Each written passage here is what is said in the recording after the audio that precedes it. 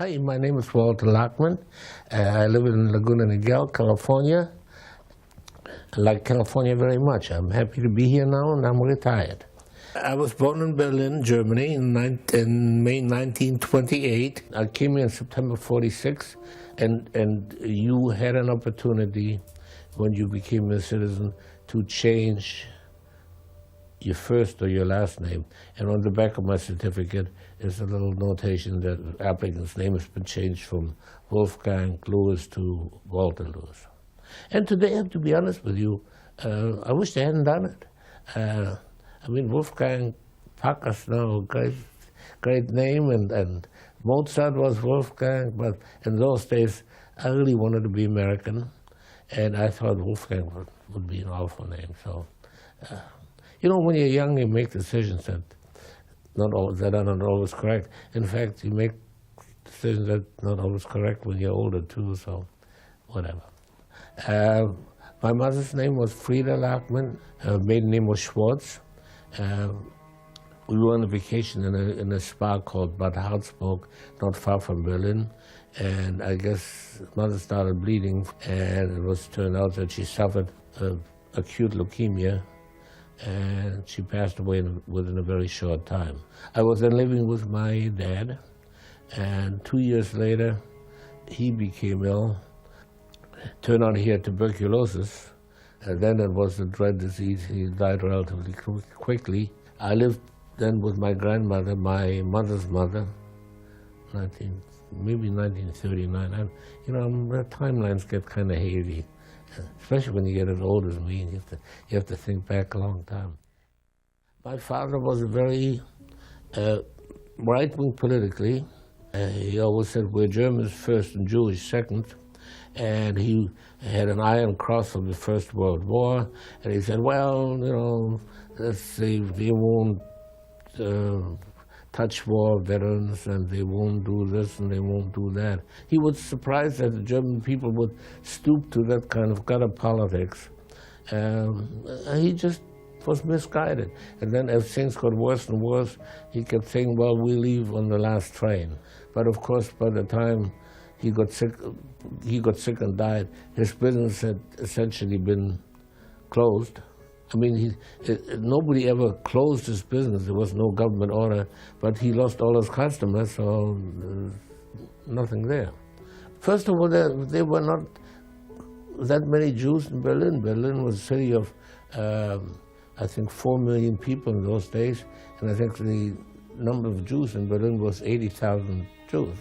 It wasn't that big a Jewish community. Most German Jews did not speak Yiddish, or at least the ones who had been in Germany for several generations. My father's family and also most of my mother's family had probably lived in Germany for 10, 12 generations. They came very early, and I don't even know where they came from. They must come from somewhere. We did celebrate the holidays. We did go to my grandma every Friday night for Shabbat, and she made the same thing every Friday night, like for years.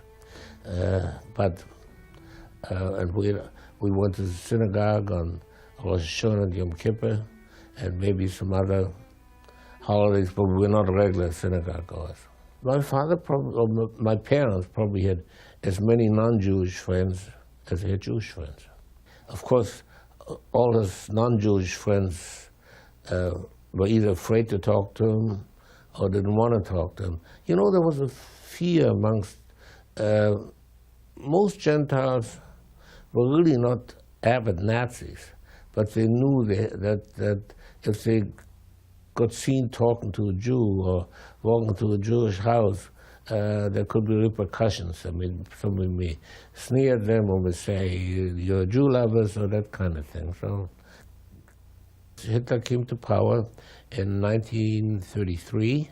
I still remember looking out the window, and we could see a torchlight parade of his supporters being jubilant about his ascension to power. And then as things got worse and worse, when Jews couldn't have pets anymore. I had a little dog, and to be honest with you, I don't remember his name. It was a little terrier. My father had taken him down to some place, and I don't know what they did with the dogs. They probably put them down. That bothered me more than anything else. I couldn't go out to play. All the other kids went out in the street and played in the street. When I tried to do that, they would beat me up because I was a Jew. They took my bicycle, and then I had this terrible fear. I told you earlier, we went to public school for 3 years, or maybe 4, and then the rest of the time went to Jewish school. The Jewish school was not in my neighborhood, so I had to take an elevated train every day. And between the elevated train station where I got off, there was a walk to the school. And the Gentile boys were always waiting for us. They didn't do any serious harm to us, but they gave us little cuffs and little jeered at us, took our books and threw them in the river. A couple of times we had to cross the bridge. And I started devising all various ways to go to school, and I was still petrified. There were constant restrictions of Jews. Every month there was something different. Jewish doctors could no longer treat Gentile patients. Jewish dentists could no longer treat Gentile patients. It was like a news tightening, because every few weeks there was a new regulation that impacted Jews. Like Jews could no longer buy newspapers. Jews were no longer allowed to have radios. Jews could only go shopping at certain times when the stores were not too busy. And Jews could no longer ride on the public transportation in the actual body of the bus or the subway car. They had to stand on a platform. There was something else all the time. And then, of course, came the Jewish Star. So I probably got the Star at the end of 1940, beginning of 41. When you wear a badge, laugh at you, point at you, make fun, they might not necessarily do anything really bad, but it's not nice to be made fun of. When my father died, I went to live with my grandma. We liquidated the apartment that my father and I had been living in, and I moved in with her. Soon after that, we had to start wearing the Star, and it didn't make any difference anymore. You were so limited in what you could do and where you could go, so that really life was awful. And I have to tell you, in a way, in a morbid sort of a way, I kind of looked forward to that resettlement. I thought we'd go to somewhere where we new and different and beautiful, and well, of course, you know how that turned out. That didn't work out that way. They sent us a registered letter that Reicher Schwartz and Wolfgang Lachman should have to report resettlement center on such and such a date. You had to bring one suitcase, not exceeding these dimensions, not weighing more than X pounds. My grandma helped me pack it. I don't remember what she put in there, but I do remember in those days people wore union suits, you know, like a one-piece underwear that buttoned up the front, and she sewed 2 of them together for me, so I would have 2, and I wore the 2 sewn together union suits, and I wore a gray wool suit.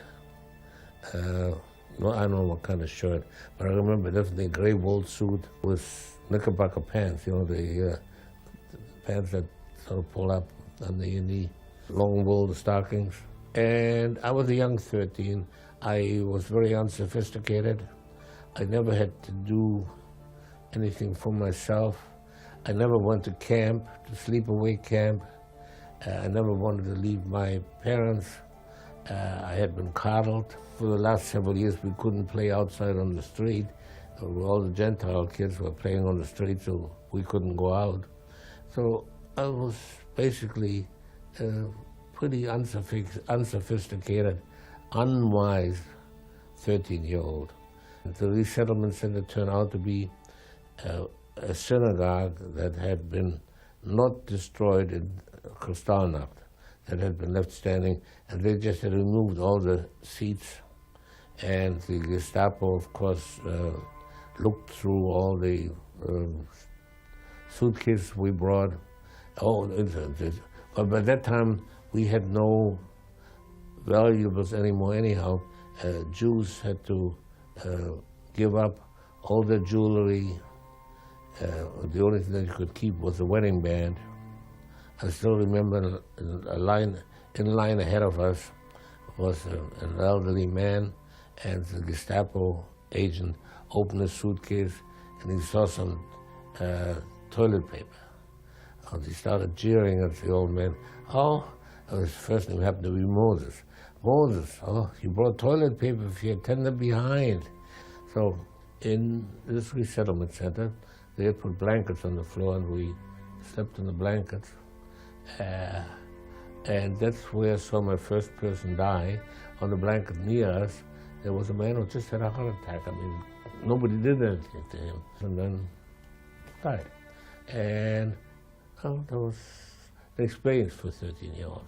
But and the next morning, they loaded us into trucks, and they actually had been very considerate. They had built steps so people my grandma's age could get up to the truck.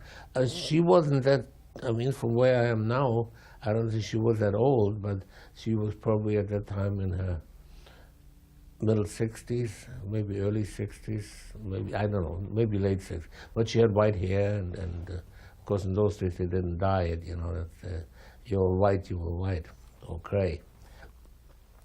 Maybe they did dye it, I have no idea. And drove us to a freight terminal, a real freight terminal in Berlin. They put us into freight cars. I mean, they were not cattle cars. There was no dirt in there or anything like that, but there were freight cars. And you need to remember that it was in January 21st. It's cold. And of course, there was no heat in the cars either. You've probably seen freight cars. They've got like, on one end, they have like a little window, and that window had barbed wire on it. And I still remember there was a monument to the Franco-Prussian War in 1870-71, and there was the last glimpse I had of Berlin was of that particular monument. I remember, but at least we got some air, even though it was cold.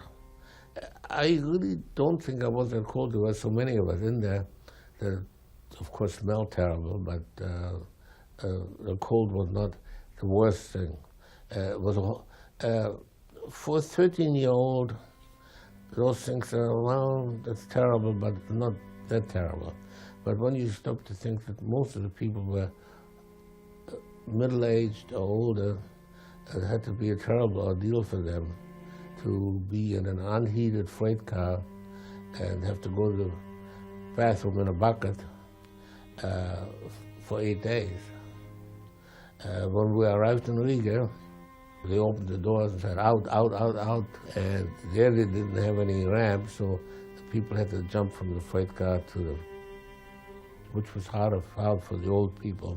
And was announcement was made, you'll have to walk for about 2 hours. If you think you cannot do that, gather at this place over there. Well, the ones who gathered and that place, we never saw again. So they either shot them or gassed them. Well, we marched to the, what they told us was the ghetto. And we got there, it was a relatively modest compound of apartment buildings. And there was still clothing in the closets. There's still food on the table. There's still everything was, I mean, there were cooking utensils in the cupboards. And I wonder what happened to all these people. Well, we know now that all the Latvian Jews had been put in that ghetto. And before we got there, they killed, I think, 30,000 Latvian Jews. So, but they left the ghetto as it was. They moved us into the apartments. Now, it's not that we got an apartment each, and they assigned 2 or 3 people to each room. And my grandma and I were assigned a kitchen with 2 other people. We slept on the floor. The toilets were, on each floor there was one toilet. It was a gravity toilet, where basically it's a hole in the pipe that leads down. And unfortunately those had gotten frozen because there was no heat in those houses. So that was, toileting was a problem. Well, of course, as you can imagine, the first couple of days I heard all this chorus of complaints. Oh, this is terrible, and I can't properly wash, and I can't do this, and I can't go to that toilet, it's too freezing, and I can't do that. And why did we ever, why didn't we run away? Why did we go to the, we went voluntarily to the resettlement station. So I remember we took a streetcar and went there. I told my grandma, I can't stand this. You can sit with all these old biddies. I don't want to listen to this. So, and when you were in close proximity, you had to hear everything. So I got assigned to sorting. I went to the Labor Bureau voluntarily, said I want to go to work. So they said, okay, we'll put you to sorting clothes.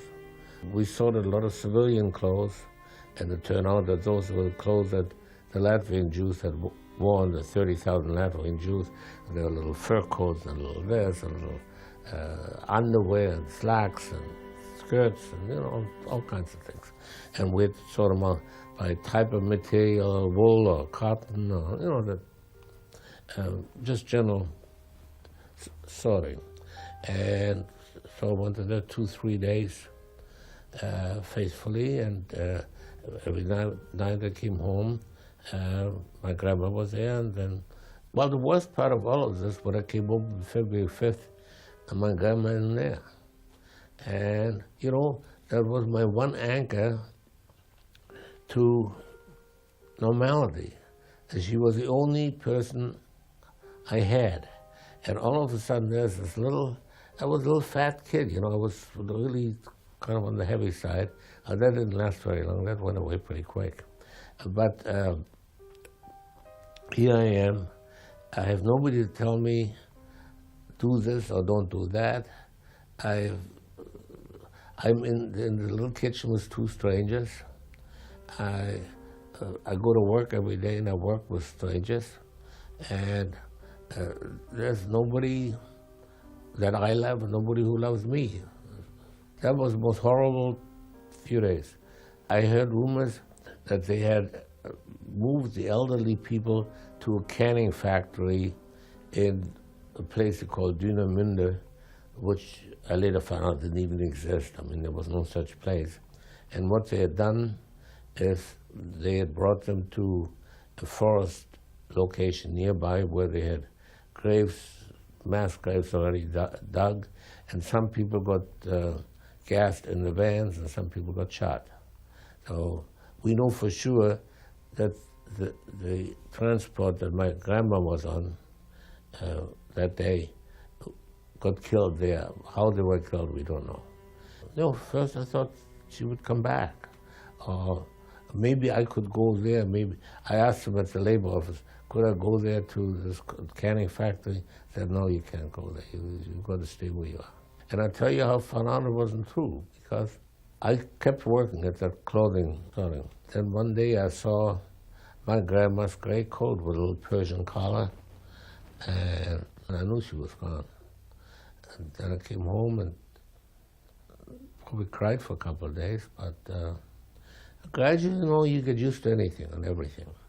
So for a while then,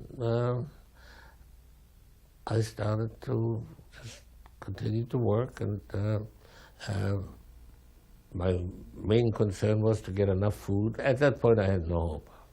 I just, and I had a hard time thinking about anything other than tomorrow, because we were very hungry and very tired.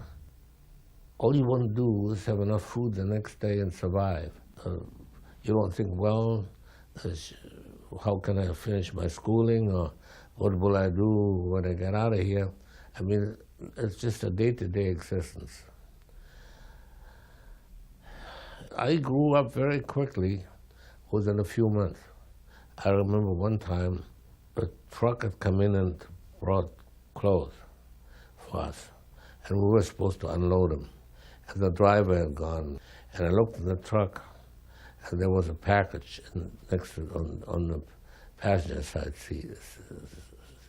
So I swiped the package and somehow put on my clothes and brought it home at night, and turned out a piece of fatback, which is really like plain fat.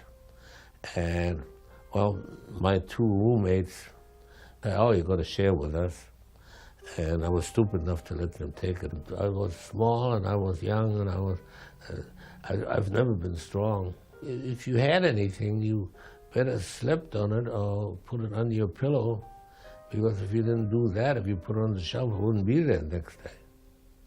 But we all three of us got diarrhea because we just were not used to this kind of a fatty thing. So, but that's something I wouldn't have done, couldn't have possibly thought of having done months before. We were so concerned with food and their own well-being and their own survival. I don't remember whether we cooked, whether we got raw food and that we cooked it, or whether we got prepared food. Food we got normally was a lot of turnips, red beets, and frozen potatoes. Now, when potatoes freeze, you can't cook them anymore.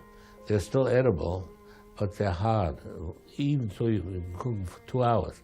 They don't get soft. But that was our principal diet. The reason they were frozen is not because they just had no place to store them where they'd be warm, so they stored them outdoors. They might have had a communal kitchen where they brought kettles of food or whatever. I really don't remember it anymore.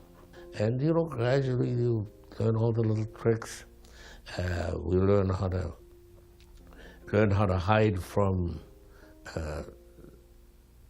doing work where we could maybe take a little rest for 15, 20 minutes. There was a little hiding place that I had figured out. So all this stuff, I became streetwise very quickly. About, I would say, a year to a year and a half, all of a sudden there was an announcement. I think they had used loudspeaker trucks, that the ghetto would be dissolved and we would have to go to concentration camp. And the concentration camp's name was Kaiserbad, which means Kaiser's Forest. We would receive a new number, and we got a number when we got to the ghetto, and then we got a new number, which was sewn on our clothes. We had shaved heads, and we had no clothing other than the striped uniforms, gray and blue stripes, and it was a jacket that buttoned in the front. I think the pants might have had elastic, because we had no suspenders or anything like that. So they must have we had a belt or a string or elastic or something to hold the pants up. So we were brought, I think, by truck to this concentration camp, which was a very large camp with lots of barracks. It took like a couple of days to get registered. We had to stand outside and wait for our turn. It was like a long, drawn-out process. And then we were assigned a bunk. In the ghetto, the hygiene wasn't very good, but when we got to the sub-camp, they had a regular bathhouse, which was divided, one side for women, one side for men. And they had showers, hot showers and soap, and men could shave. I wasn't shaving those days yet. But, the hygiene was good. Mostly, I think, because they wanted to be sure that we don't put lice on all the army uniforms. But I was not very keen on hygiene particularly.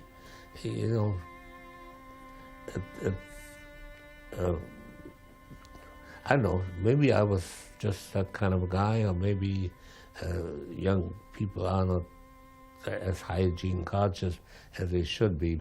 I spent probably a year and a half there. Meanwhile, I got very skilled at reconditioning leather coats. the Germans were big on leather coats. That was, especially the officers. They had to be treated with like a paste and then polished, so it was shiny again, and the color had to be applied in certain where it worn off. So I was very good at that.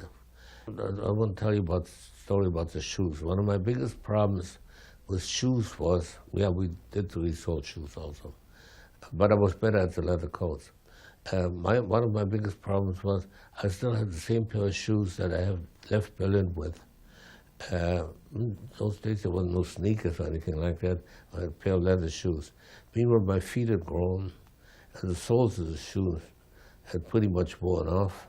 So first of all, I kept getting water in there, and my feet were killing me. So I was stupid enough that I stole a pair of army shoes and threw mine away. Well, of course they saw that right away, because the army shoes, all the prisoners' shoes were terrible. Mine was good shoes. So they beat me up pretty good. Made me, the building we worked at was about 6 stories high, was stairs on each end of the building. They gave me an iron bar to carry, and I had to walk up one to the 6th floor on one stair, walk through the 6th floor 50 times. That was hard, because it got harder each time. And then they made me wear wooden shoes. I mean, the wooden shoes, the wooden soles with some cuts in them so you could move your feet, and leather upper. So that was a shoe story. I wasn't smart enough to escape that. That was really a dumb thing on my part. The moral of the story is don't steal. By that time, we heard rumors and we heard the sound of artillery, and the Russians were getting closer. So I think the Germans, they didn't tell us, I think the Germans made a decision that they would have to move us back. And since I was so good with the leather coats, and a few other people, maybe a couple of hundred of us, were moved to a place called Libau, which is on the coast, closer to Germany, and the other people who they didn't want were moved to a concentration camp in Gdansk, Danzig, where most of them didn't survive. We continued doing, they moved the clothing depot to Libau, and we continued doing what we had been doing there. And there, in fact, we had a problem that, the Russians, by that time, were really getting close to us and to the Germans, and they came over every night in their little planes and they bombed Libau. By that time, we didn't know that. The Russians had already occupied Riga. So one night, a bomb landed on our building and killed about, I would say, 30 of our people, which was really a terrible thing. One day they decided they didn't have any clothing for us, any clothing to work on anymore. They decided, which was really a miracle, but normally you would have thought they would shoot us and get rid of us.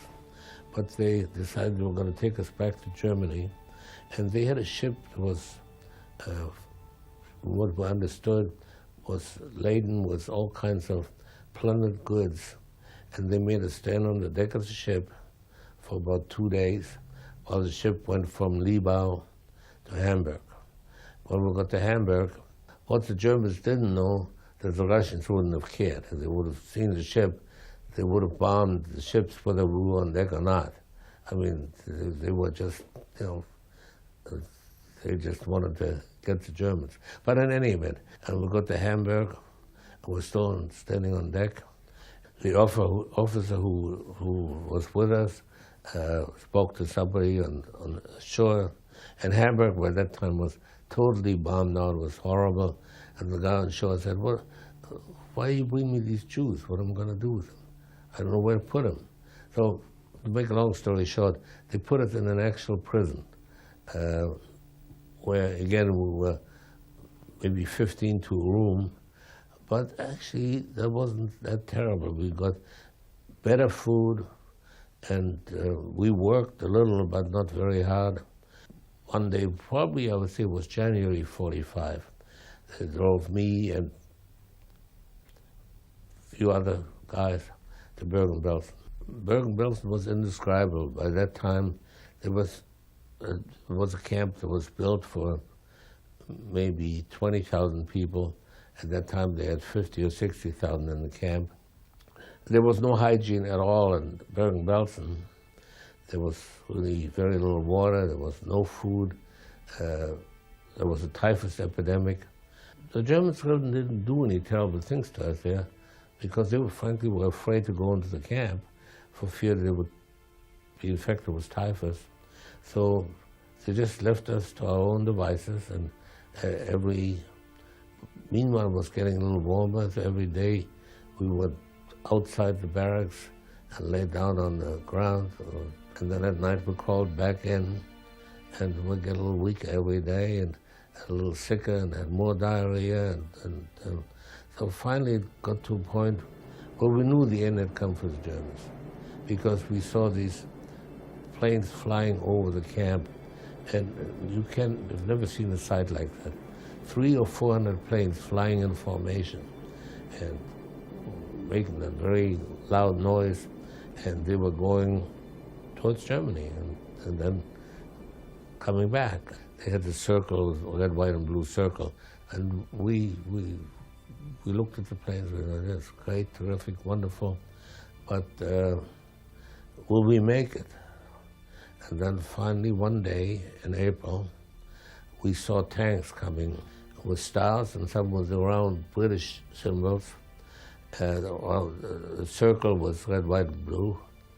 And I said to myself, "My God, God had sent me a miracle, but will I live long enough to enjoy it?" But by then I was just dragging myself. I couldn't even walk. And there was no food, there was no water. I don't know what we existed on. We drank water from like a pond, and later on we found dead people in the pond. It was just,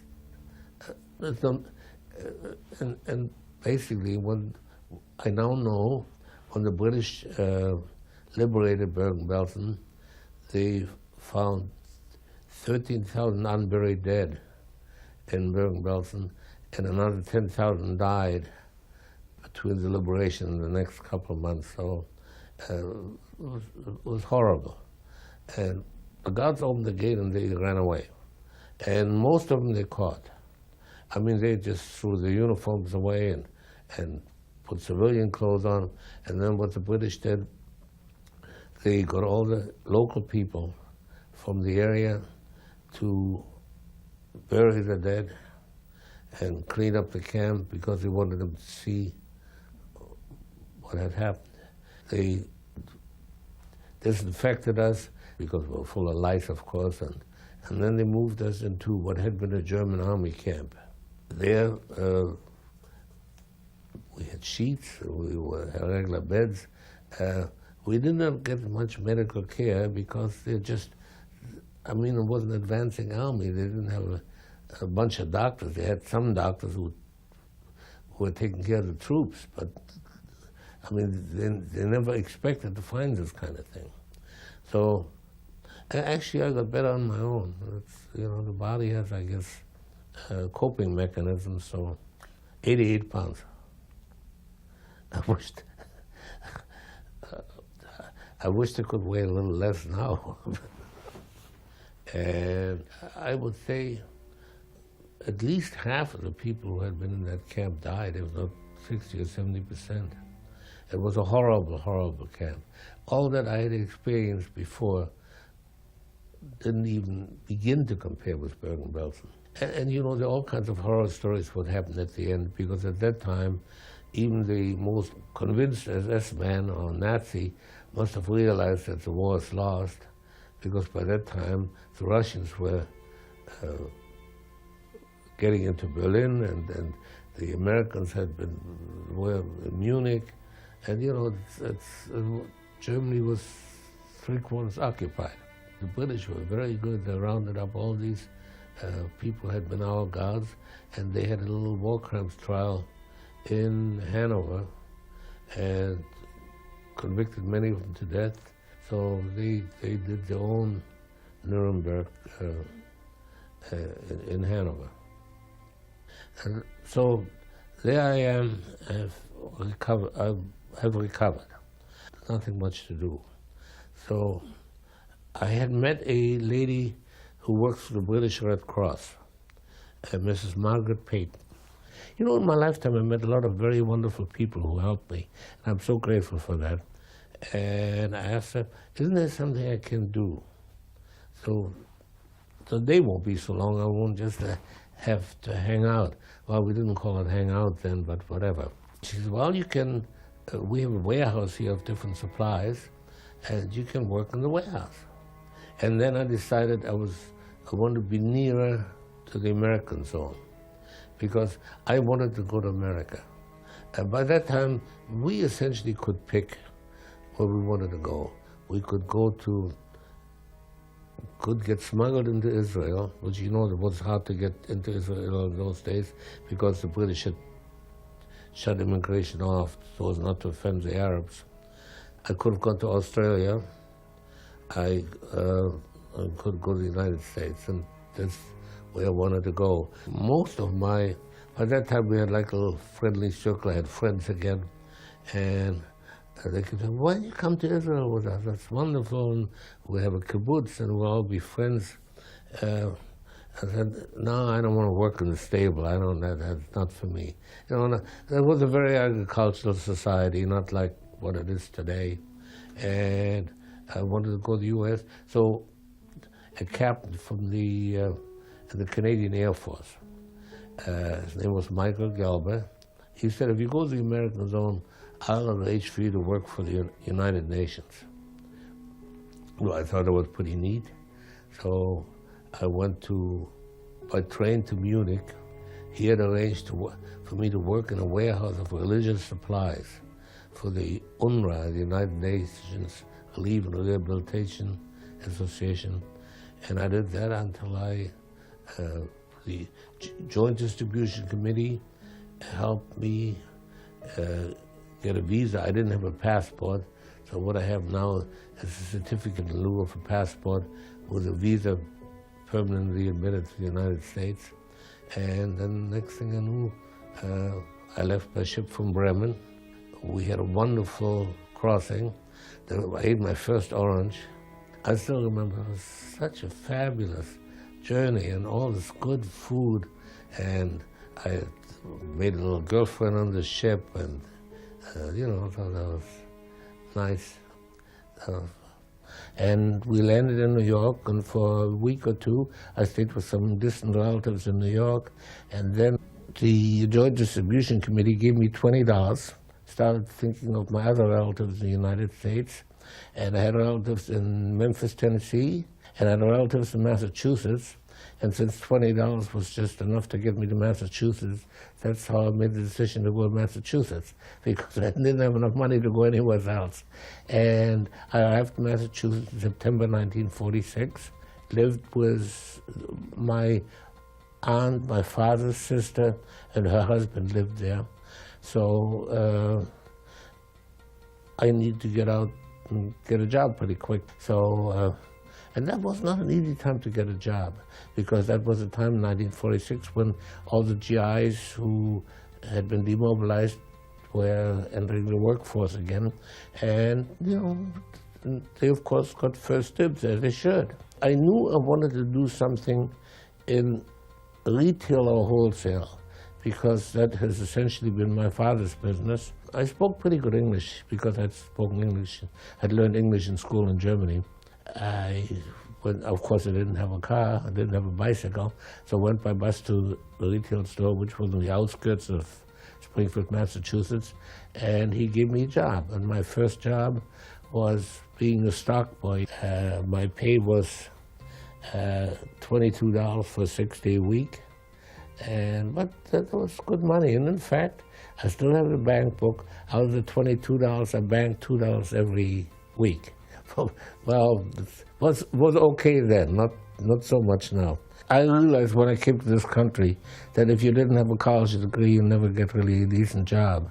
I wanted to go to school. However, I had one big problem, because in Germany, I had only had 7 years of school.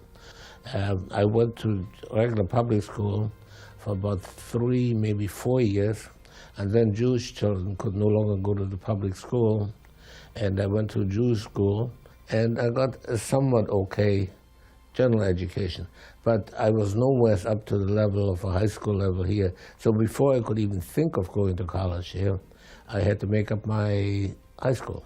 The state of Massachusetts actually had a correspondence program. So in that way, it took me probably about a year, maybe a year and 6 months to get a high school equivalency certificate. And then I decided I wanted to go to college. Of course, I couldn't afford to go to a daytime college, so I had to go to night school. And Northeastern University then had a branch in Springfield, Massachusetts. I applied, and I think the admissions officer took a shine to me and really helped me and guided me. He was a very nice man, and it did take 6 years for the night program to get a Bachelor of Business Administration. Meanwhile, I'd become interested in girls, and I wanted to go out, and the 6 years was very difficult to juggle.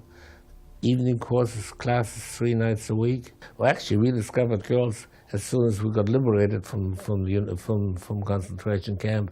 And when I got well, while we were in concentration camp, male and female were strictly separated. So you might see some of the girls sometimes, but there was no opportunity to even talk. So that was. And besides, while doing the concentration camp time, I at least was so preoccupied with thinking about food and stuff like that, that girls sort of came second. I met my wife when I was in Miami on a vacation, and we had like 2 days together in July, then on June, July, whatever. And then I called her. She was then living in Baltimore.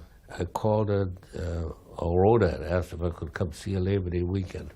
I never heard from her, so finally I called the week before Labor Day. I called her and said, you never answered my letter. So she said, oh, it's Labor Day already next week? I forgot about that. So anyway, I went to see her. Then we met twice more in New York.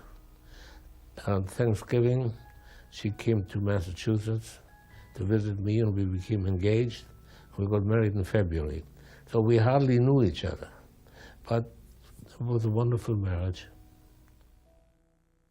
And I really started thinking more about the Holocaust after I retired. Nobody could imagine how bad this whole situation was going to be. And I think most Nazis probably even couldn't imagine what could ultimately happen.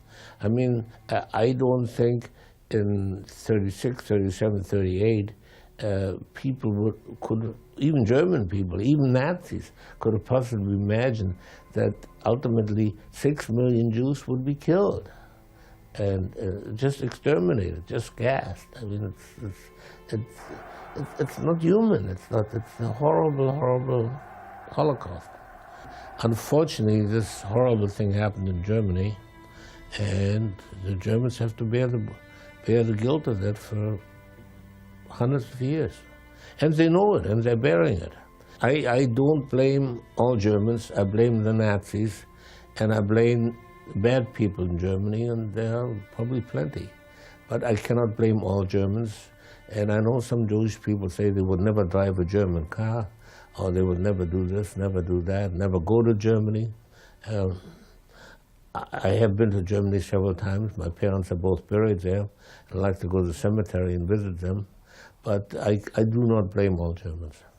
I don't want to dwell on the Holocaust. The only reason I would talk about it is because maybe somehow, somewhere, somebody will hear the story and they will realize that it's really true, that it really happened, and maybe I will convince somebody that you shouldn't hate people, that you should really respect every living human being, no matter what color, no matter what religion, no matter what gender, no matter what orientation, that you should never look down on others. I know that's a horrible fault we human beings have. We always think we're a little better than either A or B or C. So we're all the same, and treat us all the same. That's the one message I have. You know, I always thought someday if I ever decide to write a book about concentration camp, I would title it 3.5 Years Without a Toothbrush, because we didn't have a toothbrush for 3.5 years. And you know, the amazing thing is, I have amazingly good teeth. I never had a tooth pulled in my life. Were you ever tattooed or branded as a number? No, they were not doing it in Latvia. They do it in most of the Polish camps where they tooth a number. I had a number, and I still, of course, that's a number I'll never forget. But I use it now as my login on the computer. My first car was a 1946 Dodge Club Coupe with a shift. Did you steal anything else besides the phone and the shoes? Not that I remember. I don't want you to think of this as the highlights of my presentation. So it's not something I'm particularly proud of, but there were extenuating circumstances. I was hungry and I had no shoes, but other than that, I don't think I ever stole anything else. In 1933, when I was almost 6 years old, a man by the name of Hitler came to power in Germany, and he decided he didn't like Jews. And if there's one lesson I want you to take away with you today, is that it's a terrible thing not to like a group of people, whether they're green or black or yellow or pink. We're all born the same, we're all alike. So if you take one thing home, it's the lesson that you shouldn't hate any people or group of people.